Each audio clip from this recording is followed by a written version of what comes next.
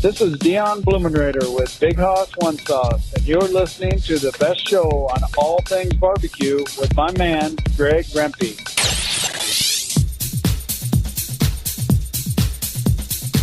Happy to have you aboard here for the Really Big Barbecue Show. Boing. We cook because we have to, and we grill because we want to. Hit me! Fine, how's it going? You have a great show. I'm a big fan. Boing. So what seems to be the problem here? This man looks like he's dead and he's in the crackle. Charbono! It's all about the Charbono, dude! Succulent fish. What? He ate 2 feet 4 wieners. But listen, Lavernius, shut your face. I'm shaking like a dog shit peach seeds. We have top men working on it right now. Top men. And just like that, we are into the second hour. Welcome aboard. It is the Barbecue Central Show. Here we are. We do it live every Tuesday. And we do it from the Rock and Roll Hall of Fame city of Cleveland, Ohio. If you missed the first hour, you missed Meathead in a delightful discussion on any number of topics. Also, you missed a guest appearance by Hunter Saunders, who may or may not be returning this evening. He's got an early call, early bell in the morning, as we say in the biz. He's going to be leaving out of here at, I think he said he was going to be pulling out of the driveway around 4:30, so that's 6 hours from now. He can come in and finish the second hour. I mean, come on, kid. What are you doing? Let's go. Man up. What'd you do, get fired today? Too soon? So, if he comes back in, he comes back in. If not, don't worry about it. Happy to have you on this show as well, and here's how you do that. You can get in touch with the show by calling 216-220-0966. Email Greg at the bbqcentralshow.com. On the Twitter and Instagrams at BBQ Central Show. All right. Still to come on this show this evening, you will find the likes of John Stage, the founder of Dinosaur Bar-B-Que restaurant. Also, in the 1035 segment, you'll find Emily Park from the American Royal Association. And we'll be talking about the impending 2019 edition of the American Royal, amongst other stuff. So that's what you have to look forward to for the rest of this show, or in podcast form, Thursday. Don't forget, you can follow me socially at BBQ Central Show on Instagram and Twitter, /BBQ Central Show on Facebook. So if you want to like me, friend me, follow me, depending on what platform you like. I do try to post to all of them from time to time. I do have some help posting those, but all posts, more or less, are my own. So, quick email from Darren Gassaway. Veterans Q Chicken Rub. Great product, I know. Shout out to Steve and the gang over at Veterans Q. Some great products. I'll actually be talking about them here in a few minutes, believe it or not. Glad you like it, Darren. I also like the chicken rub. It's very good stuff. Sauces are really good. I'm a big sauce snob, and both the original and the heat for Veterans Q, very good. And that's like right in my wheelhouse of viscosity. I don't like mega thick. The only what I would call thick sauce that I seem to agree with, semi under protest, but it is good, is Blues Hog Original. That's really on the cusp of being too thick for me. And 95% of the time, I take Blues Hog Original. So if I'm buying a pint jar or whatever jar of Blues Hog Original, I also buy the complimentary size of Blues Hog Tennessee Red. And then I mix usually 50-50 Blues Hog Original and Red. Usually. Sometimes, though, it's like 75% or 3 parts of Red to 1 part of the Blues Hog Original. Because Blues Hog Original is sweet, and my palate isn't a appreciator of overly sweet stuff. I'm not a big candy guy. I don't like chocolate at all. mean, I'll eat it on occasion, but I don't prefer it, nor do I seek it out, nor do I crave and or Jones it. So I'm always more vinegar, sour, umami, savory than sweet. Although, sweet personality. You got me. You got me.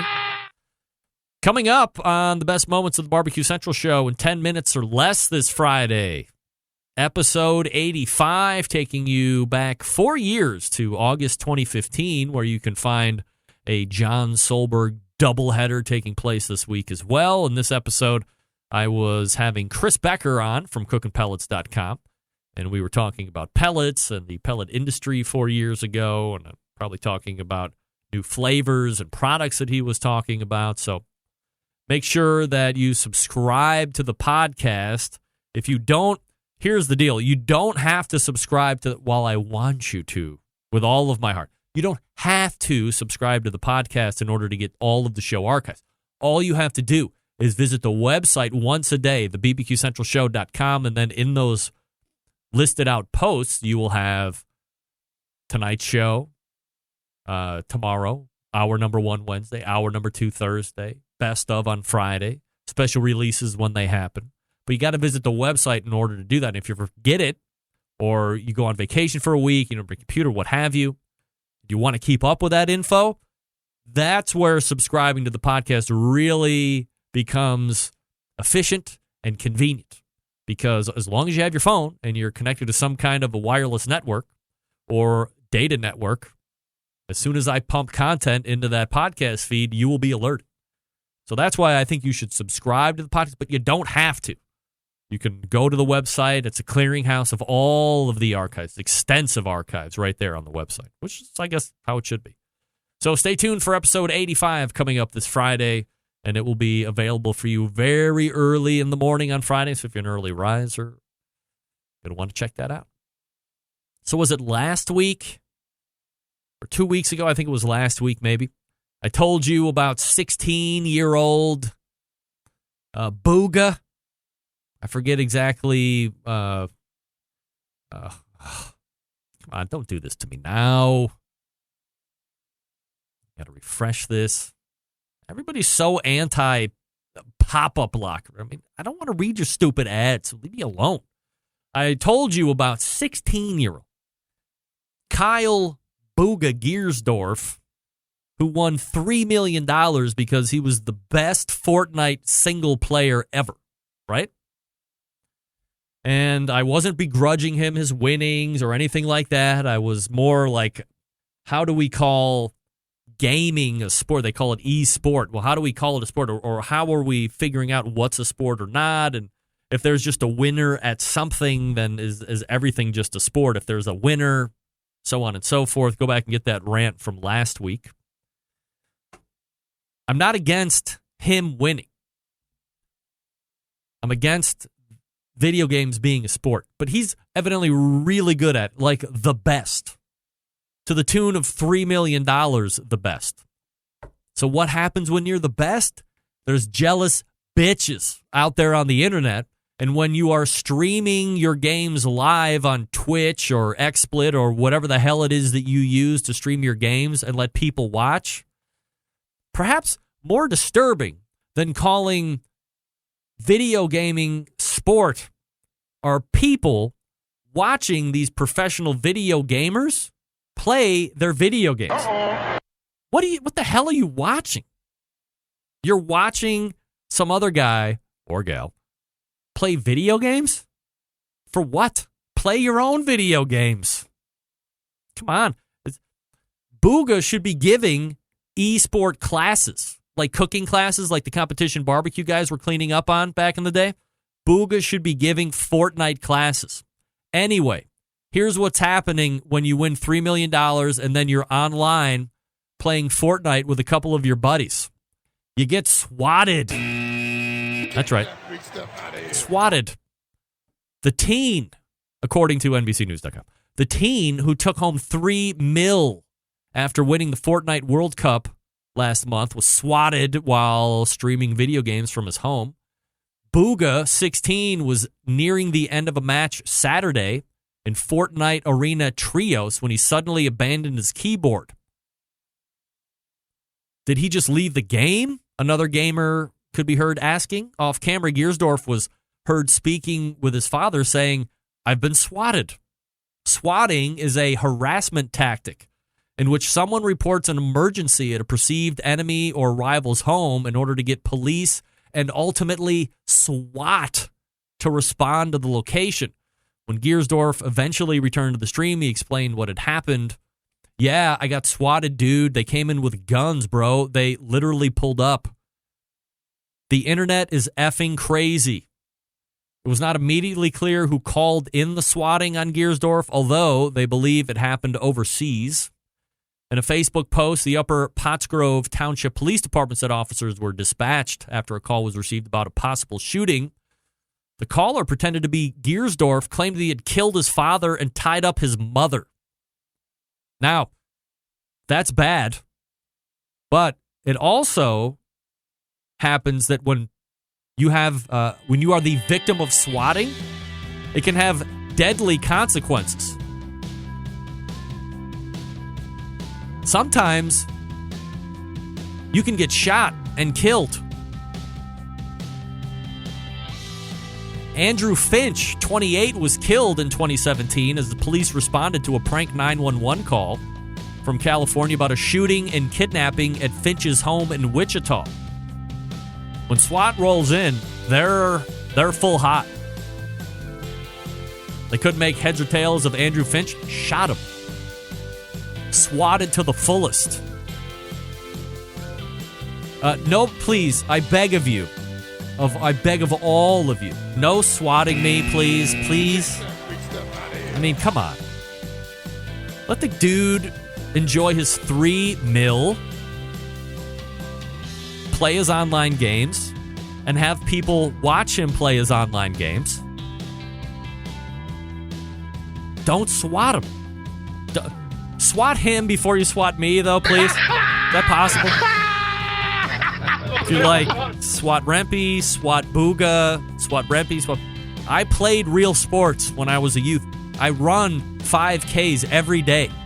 Please? And I've never won $3 million hosting a Barbecue Central show ever in my life. Never. Never been a Barbecue Central show tournament. Never won anything to the tune of $3 million where you would really be pissed at me anyway. But yeah, a little thanks to him. What is this? So a little thanks to him, right? I win $3 million. Now I'm swatted. You can get shot.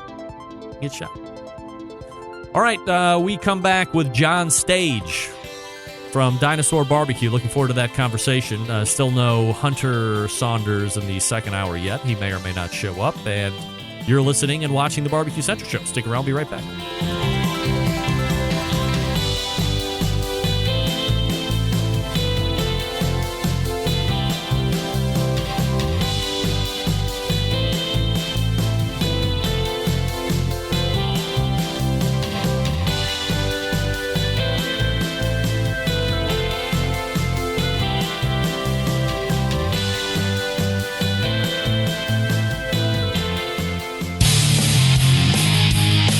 The only show giving you a monthly visit from a doctor of barbecue, a man actually named Meathead, the author of a barbecue Bible, bloggers, reviewers, competitors, and manufacturers by the dozens. It's the Barbecue Central Show.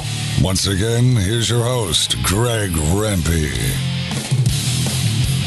Hey, this portion of the show being brought to you by Veterans Q. They currently have 2 sauces, original and sweet heat, 2 rubs, chicken and pork and beef on the market. As mentioned by Darren Gassaway, who wrote in unprovoked, chicken rub is great. I agree. All products are great. I've tasted them all. They meet my satisfaction. Also, 100% of their profits donated to credible veteran organizations. Use code BBQ20 for 20% off your entire order. That's BBQ20, and you do that at veteransq.com. All right, 31 years of doing something, a long time indeed, but in the restaurant industry. It seems like it could be 2 lifetimes. My next guest founded Dinosaur Bar-B-Que that long ago, 31 years, and over those years and decades has built a name into not only a regionally known name, but nationally known name for barbecue as well. But how does this story get started, and how does it evolve into what Dinosaur Bar-B-Que is today? No better person to chat with to find out about all of that than by racing into the Fogo Charcoal Hotline and welcoming first-timer to the show, John Stage. Hey, John. Hey, Greg. How you doing, man? I am absolutely fabulous, John. Appreciate you making time for the show for. I appreciate you making time for the show this evening. First time with my new lips in the second hour here, John. Apologize. So, 31 years celebrating the life of Dinosaur Bar-B-Que, and we're going to kind of poke as far through that whole story as we can here this evening during our time. So, where does John Stage, I mean, if we're talking about barbecue meccas, we talk about North Carolina, and South Carolina, and Memphis, and Texas, and Kansas City. There may be some other ones that are budding. But you don't think of the southern tier of New York or the western tier of New York or upstate New York. So where does your passion for barbecue or live fire get sparked, and then we can kind of build it in from there? Oh, well, if you do go back about 35 years ago, I started this business as like a mobile concession, but I did I lived like kind of a carny lifestyle for about 5 years. I did fairs, festivals, started out doing motorcycle shows, and we made our name Dinosaur Bar-B-Que because I had developed a barbecue sauce. I did sausage, peppers, and onions, steak sandwiches, but everybody on the fair circuit and the biker circuit had like a marinara sauce. So I developed a barbecue sauce and named it Dinosaur Bar-B-Que. Once I started in order to stay active in the fair circuit, you had to head south. So everything dries up in the Northeast after August. So once I went down south and I had the name barbecue in my name, people were telling me this is not barbecue. What is it? Sausage, peppers, and onions, and steak sandwiches. So I kind of got the bug, I'm going to say around 1986, 87. And where it really hit to me when I went to Memphis. So I started, Dinosaur was very modeled and very inspired by Memphis, especially in the early years. John Stage joining me here on the show. Where did Dinosaur come from? Was it just something you picked out of thin air, or does it mean something specifically to you? No, my original partner was named Dino. And Dino was 350-pound, big dude, man, and bad man. This dude he could always fight. And Dino was my original partner. We cooked over open fire. We rode old Harleys. I rode a panhead. He rode an old shovel head. So we're like, man, we're like dinosaurs. But his name was Dino. But there's really not much to do with dinosaurs inside the restaurant. You would never, outside the name, you would never think there's any connection to dinosaurs. So it's more about Dino and the name, his name versus anything else. How does the carny lifestyle appeal to you enough to want to kind of run that circuit? Because, I mean, you're on the road all the time in order to make a living doing that, right? Well, it went just the opposite way because I was on the road for 5 or 6 years. I wanted to settle down. I just had my first son, and lifestyle's, it's not a very healthy lifestyle. So I really needed to settle down, and that's how I opened up Syracuse, the first dino in Syracuse. So, are you the original or the flagship? Can we call it the flagship location? Is Syracuse? So when you open it there, so that's now turning 30 years old or going on 31 years old now? It's 31 right now. How quickly, I mean, geez, 30 years old, I mean, that's late 80s. So what kind of a barbecue scene is in Syracuse, and do you know fairly quickly that you're going to be able to make a run of it, at least in one restaurant? No, man, the first 2 years, I could have closed the door 100 times. And I really can't say that my barbecue was on point back then. We were just, it's like learning the craft. And I had just started understanding at that point what barbecue was about, or getting an idea what barbecue was about. It wasn't really till like the second year that I think it was accumulation of getting better at what we were doing and starting to get that. It was very much perceived as a biker bar when we first opened, and then we got a few reviews that really like touted it, and then we started getting a very eclectic group of people that came into it. And then I got a liquor license in 1991. So for the first couple of years, we did not have a liquor license. So there was no beer. It was just kind of like a, breakfast, lunch, and dinner spot or supper spot. We closed at 8:00. So like getting the liquor license was a big turning point. Because then people can at least drink if they don't like the food, right? Exactly. Drown their sorrows. Yeah. So you are a couple years into Syracuse. You realize, okay, things are going to kind of pan out. Do you immediately start thinking about multiple locations, or are you just at that point focusing on continuing to turn out a decent product and keeping your head afloat in that singular location in Syracuse? Yeah, it was 10 years before we opened up the next one. So Rochester was the second one. That was 1998. So no, we were doing everything to keep our head above the water. I mean, it was kind of explosive growth around 91, 92. So I really had my hands full for a while. So no, it wasn't until 10 years later that we opened the second place. Did you ever think about like New York City or I don't know, like so I'm going to come at this in a very brutal way, but I'm originally from upstate New York myself, Saratoga Springs for a number of years before my dad took a transfer, moved out here to Cleveland. Rochester isn't really, aside from what was then a still, 97, probably not so much, but Eastman Kodak pretty much ran the roost out there in Rochester. But that was it. So how does Rochester even appeal to somebody, especially in a restaurant which is highly volatile, and there's a good chance you're probably going to shut the doors at some point in that first couple of years anyway. Why Rochester of all places? Well, okay. Good question. I started bottling my barbecue sauce in Rochester. So around 93, I ended up going to Razorback Cookers in the town of Blytheville, Arkansas, to brew my barbecue sauce. This is like 92, 93. And then the sauce it started hitting a little bit, so I needed to cut down on the trucking involved in the cost of that. So I found a guy, a spaghetti sauce maker in Rochester, who said, "Hey man, we can do your sauce." So I started going to Rochester, and every day, or probably once a week, I went there, and I kept going by this beautiful 1905 train station that had been closed down for many years. And it was really falling in love with the real estate, or falling in love with this old building that got me to Rochester. So it wasn't, it was brewing the sauce in Rochester and then seeing this. I'm a sucker for old buildings. I love rehabbing old stuff. And that's how Rochester happened. My dad just sent me... I'm sorry, my dad had just sent me a text message and said that he's been to the Rochester location and that it's literally in a bridge. Yeah, it's a bridge over the Genesee River. I mean, it's a spectacular building with incredible views. So it was really a love of the building that got me to Rochester. So now it's 1998. You get the Rochester location open.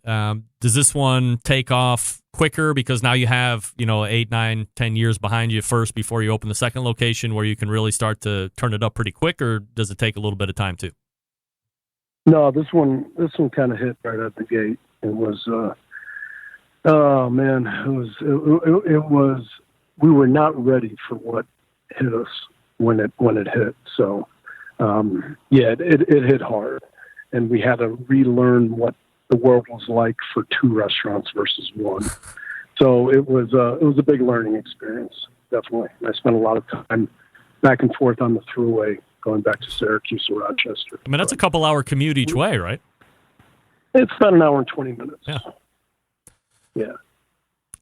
Now, you have a successful location in Syracuse. You have a successful location in Rochester. Everybody okay over there? Yeah, I'm on the street, man. So Oh. you're gonna get some passing by. So, at what point do you think that now we have two? Is it always one by one, or do you think, hey, we can start going multiple locations at one time as we start to grow this thing out? No, it was one by one. The next one was Harlem, and that was in 2004. So the first was 10 years. The second was 5 years. So we opened in Harlem in 2004. So it was more. There was never a plan. It was more opportunistic and more what I wanted to do. And I really, I grew up in the New York area, so I always wanted someday to move back to New York.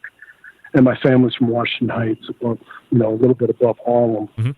So I found this location. It was an old meatpacking plant in the west side of Harlem. And once again, fell in love with the area, the beautiful Riverside Drive Bridge, and I just love the area.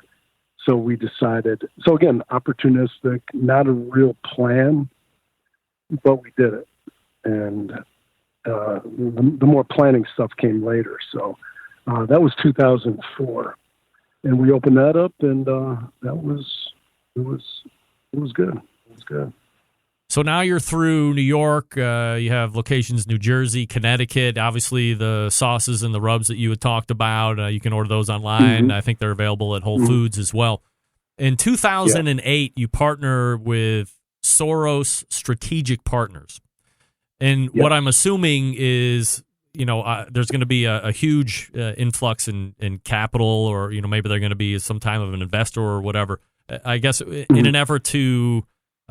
is it to just get some extra cash to help build out the current locations, or are you looking to really expand at this point and put Dinosaur across the country? Well, it was one of two things. My original partners that were with me wanted to get out of the business. So it initially started with bringing in the capital to buy out my existing partners with a vision of expanding down the road. Because remember, 2008, the world kind of melted at that point. Yep. So there was really no major plans to expand right out of the gate. It was more, let's see how the world shakes out. So it became something I was very comfortable with, was opening. I'm good at one restaurant a year. That's probably that is my bandwidth. I can do one a year, maybe one every 2 years. And that's what I'm good at. Once, I'm going to say around 2013 is where me and my partners at that time came to a kind of a crossroads. They wanted to expand further than I was, that my bandwidth was ready for. And that's when we brought in other people. But the first 5 years were great because I did what I did.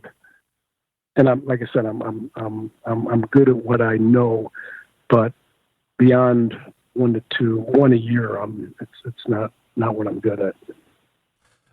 In between the time when you sell the majority of your shares into the strategic partnership, you expand in Chicago, Baltimore.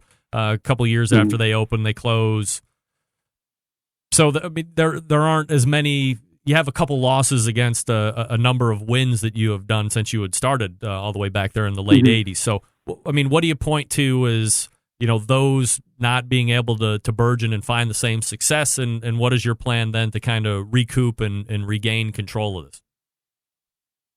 Well, all right, so going back to what I just said before, on 2013, it was a very pivotal point because my partners, who were private equity people, they wanted to expand further than what I was, like I said, what I was good at. Yep.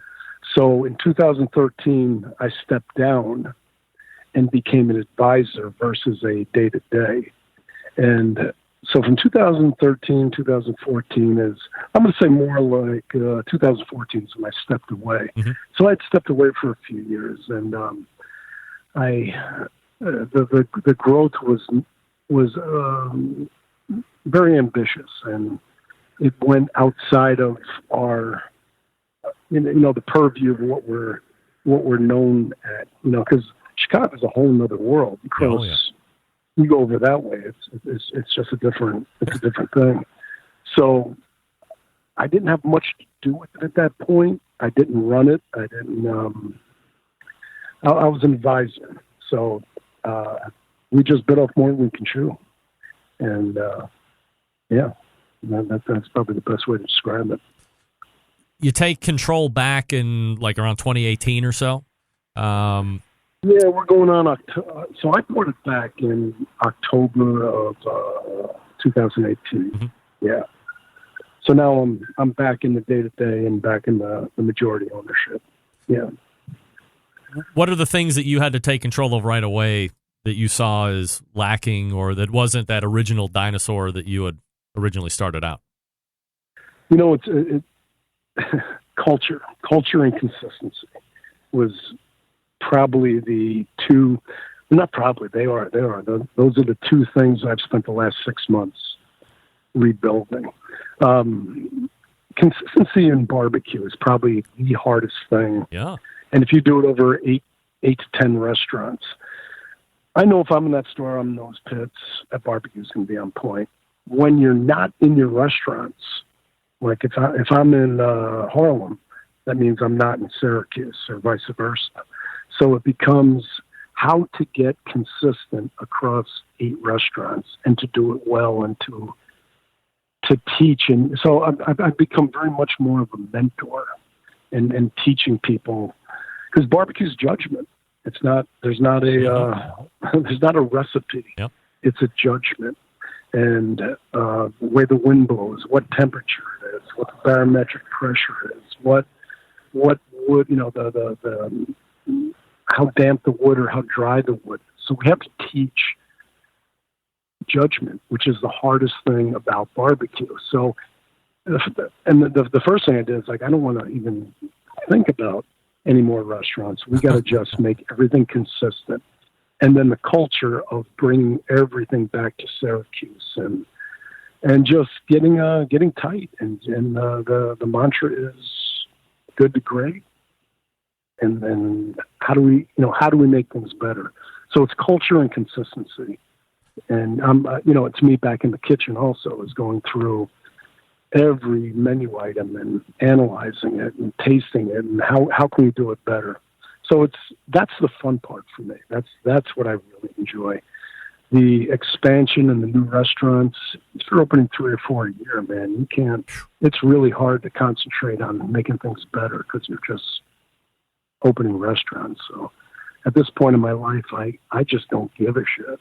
I just want to make what we got and make it better. John Stay joining me here on the show talking about the history of Dinosaur Bar-B-Que. I mean, John, it's easy to just bounce over 30 plus years here in a segment interview on the most prolific barbecue talk show ever. Is there 1 or 2 points out of those 30 years that really stick out to you as crowning achievements, or ones that you are most proud of?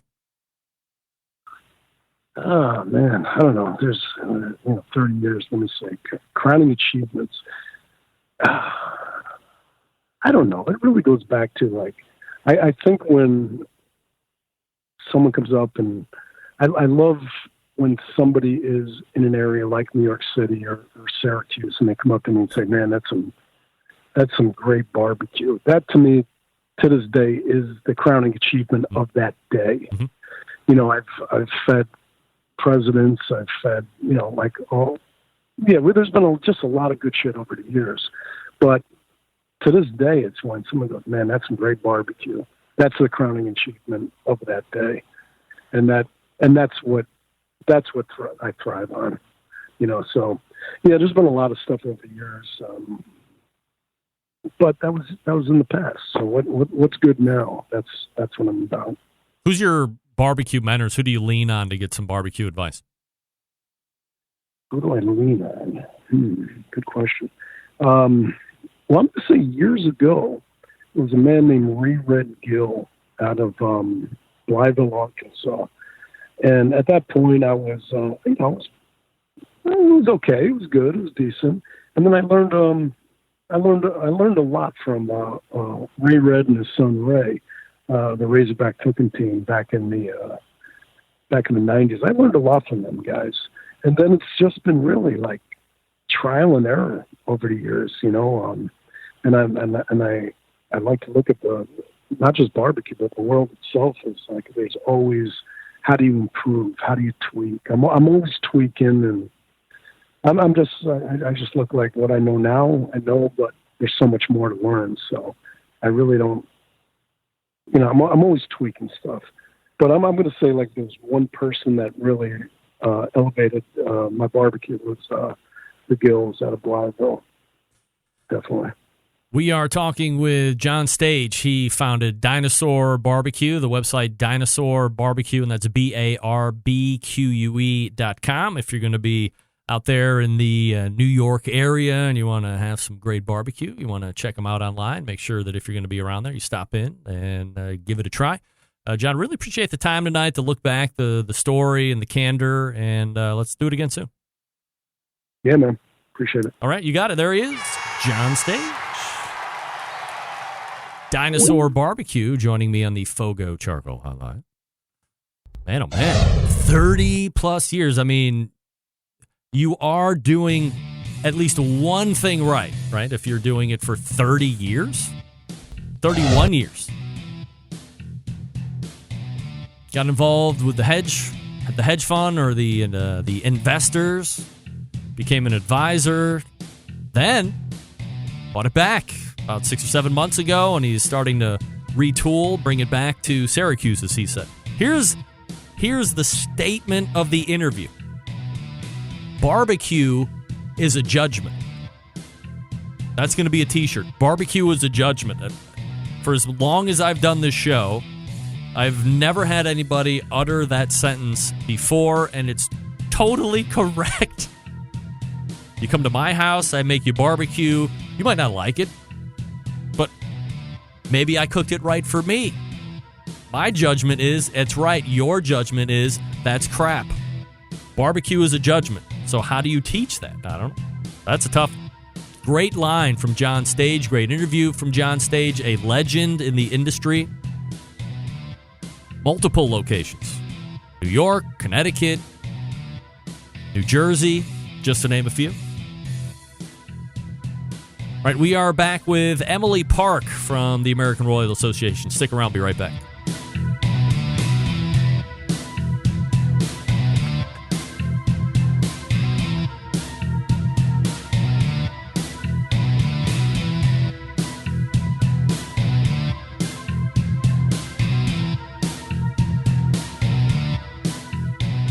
Continuing to produce incredibly mediocre content in an exceptionally professional way. You're listening and watching the Barbecue Central Show. Once again, here's your host, Greg Rempe. Hey, this portion of the show being brought to you by Smithfield. No, sorry. The Smoke Sheet, that's right. Weekly newsletter that keeps you in the know on everything happening in the world of barbecue, including top news, events, recipes, and more. Started by Ryan Cooper, barbecue tourist, and Sean Ludwig in New York City Barbecue. They both travel around the country to find the best barbecue and then report on it. You can sign up for that newsletter at bbqnewsletter.com. That's bbqnewsletter.com. Great all-in-one resource covering the live fire industry. So check them out. Outrageous. Hey, coming out of the bullpen tonight, friend of the show, a few months ago, she gave me the exclusive on announcing the 3 Barbecue Hall of Fame members of 2019. And in a few weeks, one of the most anticipated barbecue events will take place again, that being the American Royal. There are 2 sides of this event. One is known as the Open, the other is invitation only. But if you're not familiar with the American Royal, there are plenty of other things to do during that week or so in which it takes place. And if you are a team that is on the fence about doing the Royal this year, stay tuned, because Emily is here to entice you with a Barbecue Central Show exclusive offer. So, without any further ado, we race to the Fogo Charcoal Hotline, and welcome back, Emily Park. Hey, Emily. Hello. How are you? I'm great. How are you doing? Absolutely fabulous. I was just talking with John Stage, who is a 30-year barbecue restaurant vet, if you can believe it. My goodness. Yeah, that's a long time. And a rock star at it. Yeah, 30 years. Wow. A lot of living and learning in that time frame, I would imagine. Oh, yes. One I would love to talk to and learn from. No doubt. All right, Emily. So I want to have you on here. We're going to do a little promo of the American Royal. But from a marketing perspective, would you ever consider changing your name, Emily, from Emily Park to Emily Pork? It's got a certain ring to it. Would you agree? No? Yes. Yes. I haven't thought of it, but I do think I need to do it. Yes, just for marketing promotions, of course. Absolutely. Right. No, yeah, no problem. Officially change it, yes, I think it's necessary. Absolutely. So I want to talk about the competition portion here in a second, Emily, but for the folks who maybe aren't familiar with the American Royal or just getting into barbecue or whatever the case may be, this is a way bigger deal than just a barbecue event over 2 days, right? Yeah, I would say so. It's kind of the mecca of barbecue is the way we really like to explain it. So you've got barbecuers from all over the world, really, who come together. So you've got contests, you've got public events. We try to bring it all together for a fun barbecue weekend. So aside from the barbecue stuff, what else is there for folks to do? And how long does it run officially from start to finish? Well, start to finish for us takes about a month, but that's besides that. No. So start to finish, yeah. So publicly, the teams, backtrack here, the teams come down basically on Wednesday. They load in and they camp and cook from Wednesday to Sunday. Then from the public side, you can come down on Friday night and Saturday night and really have two awesome, however, quite different experiences. So Friday night has become the biggest party in Kansas City. I like to say the biggest party in the Midwest. It is large. It is fun. It is the best place to find barbecue anywhere around. So what ends up happening is almost all of these teams, so about 500 teams, each host a party. So if you come down to the American Royal on Friday, there are 500 parties going on. It sounds crazy. It's happening. It's nuts.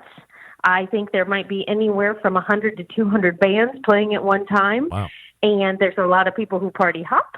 A lot of folks have private parties. A lot of folks have public parties. And it is a night of fun and barbecue. It's a really fun night, too, for the teams to kind of test the waters on what they're cooking.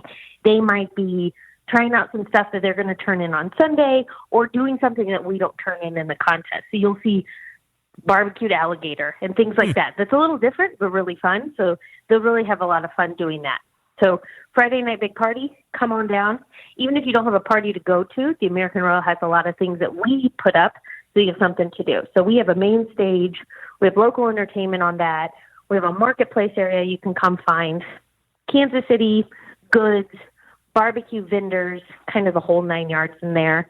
And then we also have a handful of public bars, from a Jim Beam whiskey bar to a beer garden from Budweiser, kind of you name it. It's a fun place to stop. But then change course on Saturday. So Saturday, we want the day to be available to everyone in the family. Maybe not just the partiers, but everybody else. So on Saturday, we're bringing in a car show. It'll be about 125 to 150 cars from the Kansas City Auto Museum. We have the whole day as a salute to service. And so we would be doing activation around the military and everything that they do for us all day long. We are actually going to be feeding the first 5,000 guests who come to our gates on Saturday. So this is our 40th year. We wanted to celebrate. So anybody who comes down on Saturday, comes in the gate, first 5,000 gets to eat barbecue lunch on us. So we have a lot of partners involved in order to make this happen. Great local stuff, so that you can get a little taste of Kansas City barbecue. And then we will have bands and demos on the main stage. So we've got a lot of demos that are going to be happening. So if you're a barbecue enthusiast and you just want to come down and learn about a new equipment, maybe your favorite grill provider's doing, they're probably going to have it here. Learn about how to do the best sides from racers. They're going to do it on the stage and things like that. And then we have a whole area designated to kids that we call Cowtown Family Fun Fest. So while the parents might be roaming around, we've got an area for kids to enjoy the barbecue too, and it's right next to our Kids Queue, which is the world's largest youth barbecue contest with 75 contestants. 75. So Wow. there's a lot happening on Saturday. So because all of that's happening from the public side, but the really cool thing as well, all that's happening, the invitational contest is happening. Right. So you get to be part of it. You're in the barbecue when this is all happening.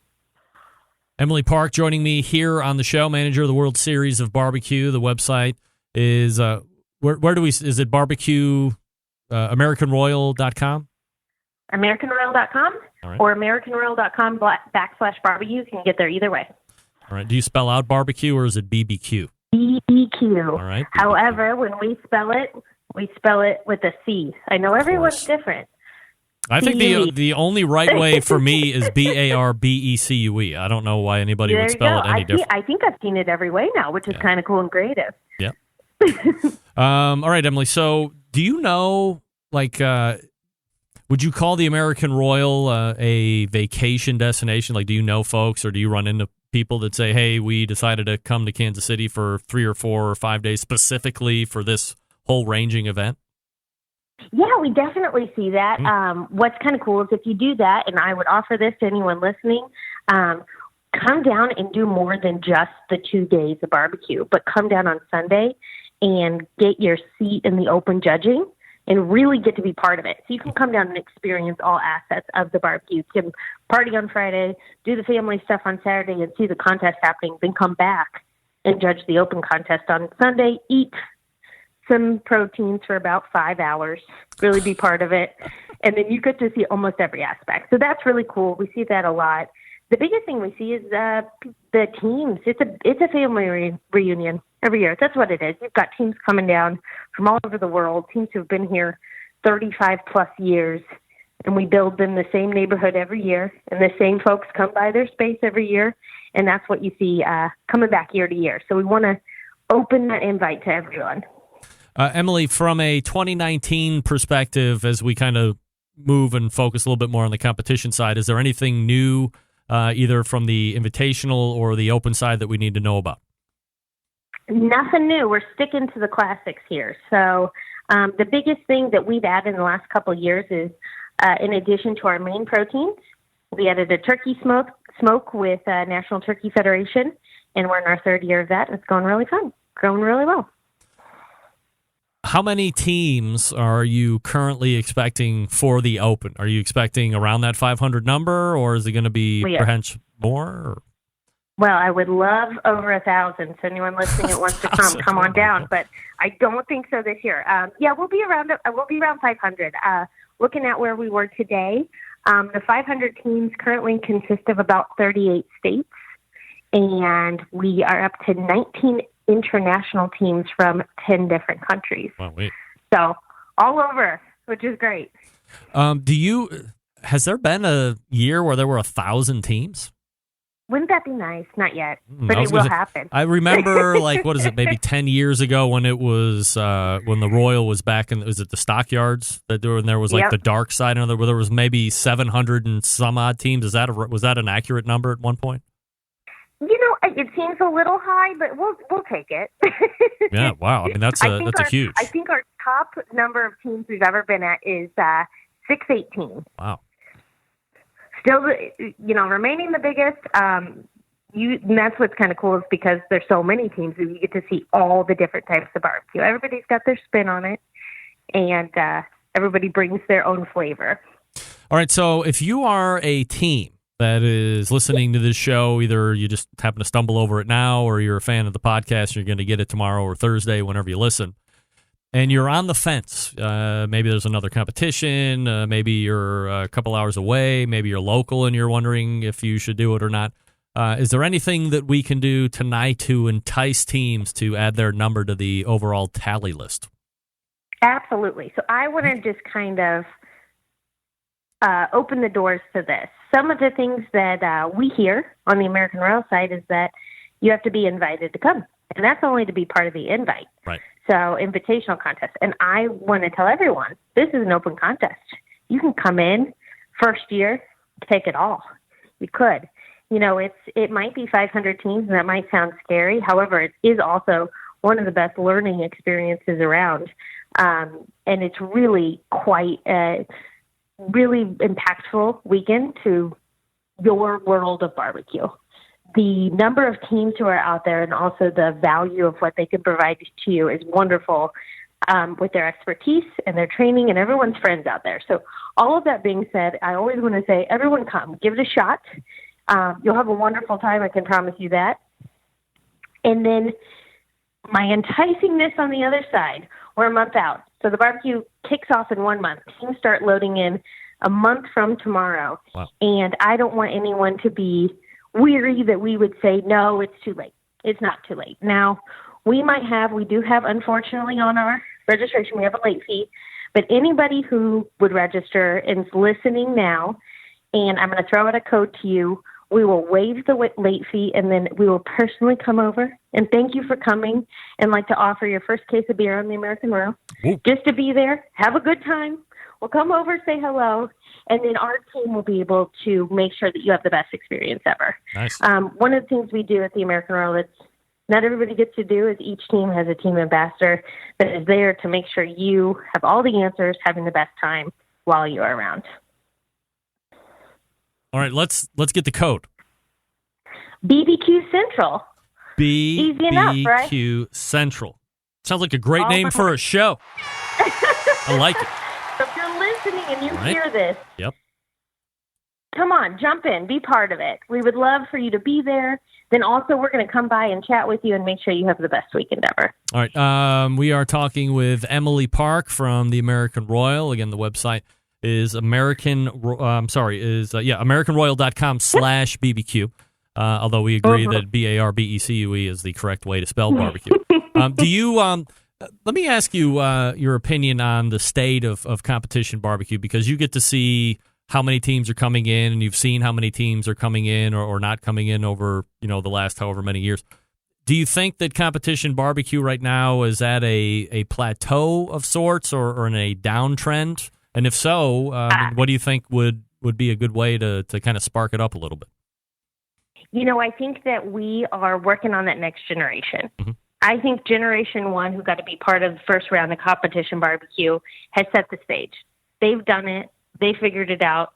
And now we need to get the next generation out here. So what's really great is that everybody has the opportunity to do it now, where I would say, 15 years ago, it might have been a little bit more difficult. But you can literally go anywhere and buy a grill, a pit, kind of anything you want, and teach yourself barbecue and watch online how to barbecue and do that. And I urge that group of people who's listening, who's in your backyard, who all of your neighbors are saying, my gosh, this is the best thing I've ever had. Give competition barbecue a chance. It's fun. It's a sport. Really, that's what it is. It's a sport. It is basically a 3-day tailgate, and you get to show off how good you are at something. That's kind of what it is. And so it's a really fun thing to do, and I think that, yes, it has had a little bit of a downturn of the number of teams who come out to contests, but I think it's coming back. I think we've got the next generation coming, and we just need to invite them and give it a shot. And use code BBQ Central if you have been sandbagging your decision-making. You get the late fee waived, case of beer on the American Royal, and you get to have your own ambassador right there. They come over and chat with you, and all you have to do is use code BBQ Central. That's absolutely fantastic. We appreciate you doing that for anybody that might be on the fence, Emily, so we'll see how that works out. In the meantime, if you have any questions, barbecue, AmericanRoyal.com/BBQ. And Emily, always appreciate the time. Thanks so much. Thank you. You got it. There she is, Emily Park. Never hit mute first. Got to remember to hit mute first. Would make that sound. Perfect. Now, are you enticed enough? I mean, I know there was a whole bunch of people that might have been on the fence about the American Royal, and then she not only, late fee being waived, one thing. Did somebody say free beer? Free case of beer? People are like, sign me up, everybody. Sign me up. I know it. Free case of beer, and they'll come over and thank you personally for showing up and make sure that you're being taken care of. All because you listen to this show. That's all you have to call in tomorrow. Say, hey, Emily, this is John Snodgrass with Snodgrass Barbecue. You've inspired me. I'm going to drop code BBQ Central on you. She'll waive the late fee, mark you down for that case of beer when you load in, come on over, meet you. Whew. Fantastic. And they're giving me exclusives on Hall of Fame names, and now we're waiving late fees, giving away free beer on this show. Come on. Get on board this train. We're going places, I'll tell you that.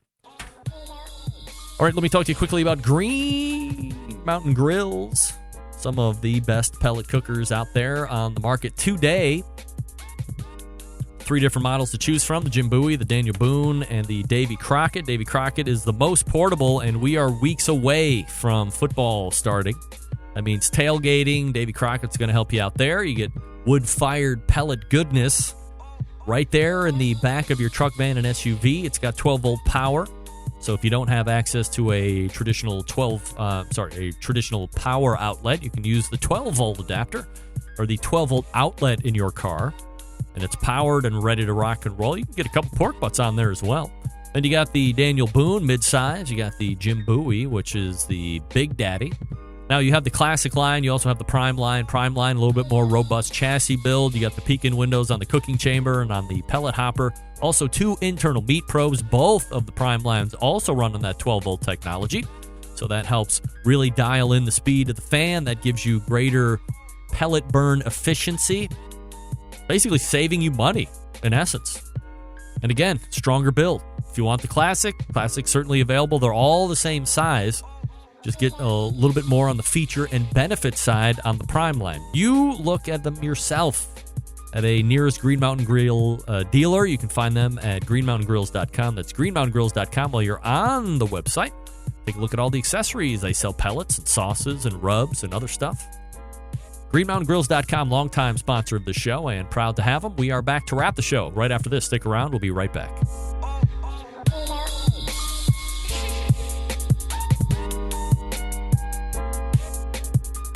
Whole packers, full racks, legs and thighs, injecting butts. If you've never heard this before, you might think you found the best XXX show ever. Let's get back to the most homoerotic host out there today, Greg Rempe. And we're wrapping it up with Smithfield. If you're not signed up to be a Smokin' with Smithfield National Barbecue Championship participant, never fear, registration is free, but you have to be signed up in order to take part in the finals. They're going to be happening in just a few short months. SmokinWithSmithfield.com for all the details. Quick check of the email here before we blast out. We're good there. All right, let's do it. All the way back in the first hour, we had Meathead from AmazingRibs.com. We talked about barbecue stars. We talked about the state of competition barbecue. We talked about how much it costs, where the next generation is coming from, all the good stuff. Talked about where he's taking me for dinner.